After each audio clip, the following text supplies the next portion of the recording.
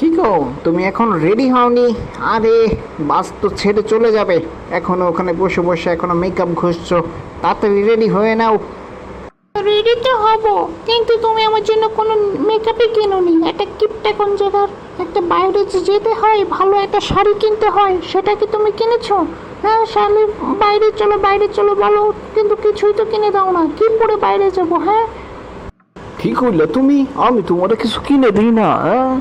পরশুদিন করেও তো তোমার একটা শাড়ি কিনে দিছি, তাও ও 300টা টাকা নিছে। আর তুমি কম, তোমার কিছু কিনে দিই না? এই আমি একটা জামা কয়দিন পরি, তুমি দেখছো নি? হ্যাঁ, মাত্র 300 টাকা দিয়ে একটা শাড়ি কিনে আবার খোটা দাও। তোমার ওই শাড়ি আমার কোনো দরকারই নেই। নাও, তোমার তো তুমি নিয়ে যাও। ধুরুবাল, একদিক বেরোনোর সময় শুধু ঝামেলা পারো। হ্যাঁ, যা আছে তাই পুরো বের হইবা। বোঝো না, টাকা পয়সা বেশি খরচ করুন যাইব না।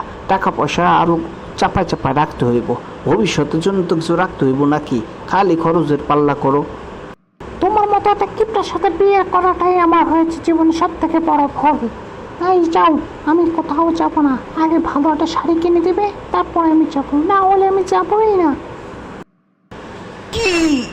আমায় হার্ট অ্যাটাক করছি গো। আবার নতুন শাড়ি? না না না, আমার কাছে 1 টাকাও নাই। কোনো কিছুই কিনে দিতে পারবো না। যা পরে আছে ওই পড়লে পরশ, গেলে গেল, না গেলে আমি চলে গেলাম। Bye bye. কেন যে এই কিপটাটাকে বিয়ে করলাম, আল্লাহ, আমি আর পারি না। যাও, যাবোই না বাইরে আজকে।